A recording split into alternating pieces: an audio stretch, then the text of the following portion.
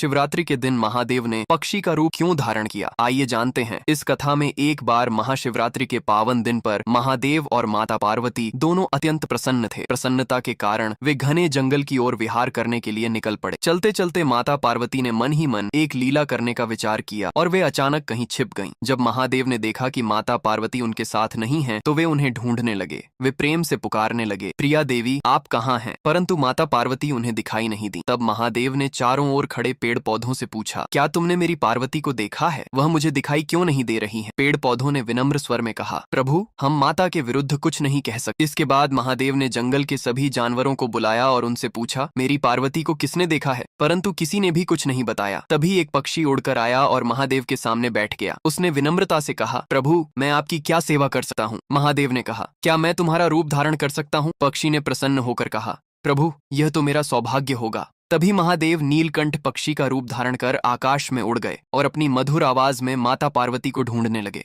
उसी समय माता पार्वती एक कमल के फूल के भीतर जाकर छिप गई। महादेव उस कमल के पास पहुंचे और बोले, देवी मैं इस फूल के भीतर नहीं आ सकता क्योंकि यह फूल आपको अत्यंत प्रिय है। यदि आप बाहर नहीं आएंगी तो मैं चला जाऊंगा। परंतु माता पार्वती ने कोई उत्तर नहीं दिया। महादेव उदास मन से जंगल की ओर लौटने लगे। जब माता पार्वती ने देखा कि महादेव सचमुच चले जा रहे हैं तो वे कमल से बाहर आईं और चुपचाप उनके पीछे चलने लगी। महादेव ने उनके कदमों की आहट सुनी और रुक गए। तभी माता पार्वती ने कहा, प्रिया स्वामी आप कहाँ जा रहे हैं? महादेव ने मुड़कर देखा तो माता पार्वती लज्जा से मुस्कुरा रही थी। तभी दोनों ने सर्प का रूप धारण किया और घने जंगल में नृत्य करने लगे। नृत्य करते करते महादेव के मस्तक से पसीने की बूंदें धरती पर गिरने लगी। माता पार्वती ने चिंतित होकर कहा, प्रिया स्वामी आपका पसीना इस भूमि पर गिर रहा है, इससे कोई अनर्थ न हो जाए। महादेव ने शांत स्वर में कहा, देवी चिंता मत करो। तभी पसीने की एक बूंद से एक और महादेव प्रकट हुए। उन्होंने आकर मूल महादेव के चरण स्पर्श की। फिर दूसरी बूंद गिरी और एक और महादेव प्रकट हुए। इस प्रकार लगातार पसीने की बूंदों से अनेक महादेव प्रकट होने लगे। यह देखकर माता पार्वती घबरा गईं। उन्होंने कहा, प्रिया स्वामी मुझे क्षमा करें, मैं आपसे हार गई हूँ। यह कहकर वे रोने लगी। महादेव हंसने लगे और बोले, देवी तुमने तो मुझे ढूंढ ही लिया। माता पार्वती ने कहा, मैं इतने सारे महादेवों को कहाँ रखूंगी? महादेव बोले, मैं स्वयं सबके लिए स्थान बना दूंगा। काशी विश्वनाथ, अमरनाथ और अन्य पवित्र स्थलों पर मैं अपने ही रूप में निवास करूंगा। वे स्थान सदा पवित्र रहेंगे क्योंकि वहां मेरे ही अंश प्रकट हुए हैं। यह कहकर माता पार्वती ने महादेव का हाथ थाम लिया। दोनों पुनः नीलकंठ पक्षी के ऊपर सवार होकर आकाश की ओर उड़ जाते हैं और माता पार्वती बोलती है, जो भी इस कथा को देख रहे हैं उसने मेरे महादेव के लिए लाइक और सब्सक्राइब नहीं किए हैं